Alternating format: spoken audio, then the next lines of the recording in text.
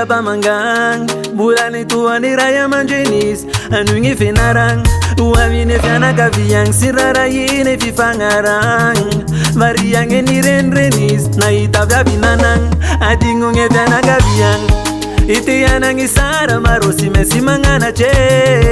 Zana kano saria kano jambulanga la che Esaranga nivu vitara che Ngelokina itu anda kadake Smenga che misim ke la sake Waninga binga na ize mashake Dish ngelala umana Ngelala umana Ngelala umana Rana weta fitana rino ngavana Dish ngelala umana Ngelala umana Ngelala umana Nana weta fita ya mbula avana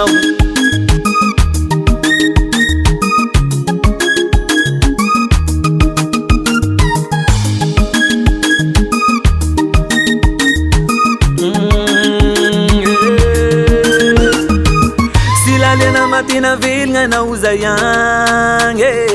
Eritong sinangasu Sinarnya javavo Ivatani na tera kulu fase fangane Jeda inunga nina Dazana kishini jana Ringina banano manangana ke Ababe ya mizafisi vatache Ran mashni miyana kanake Kakima mongwaza la wange maninge Ringina banano manangana ke Ababe ya mizafisi vatache Ran mashni miyana kanake Kakima mongwaza la wange maninge Dish ngelala umana Ngelala umana Ngelala umana Rano weta fitana rino ngavana Dish ngelala umana Ngelala umana Ngelala umana Nana weta fita ya mbula avana Somayo di Eba eba eba eba eba eba eba eba Rrrra Halewa Wanamzai di Atigo la alana Halewa Azatinga tanana netanga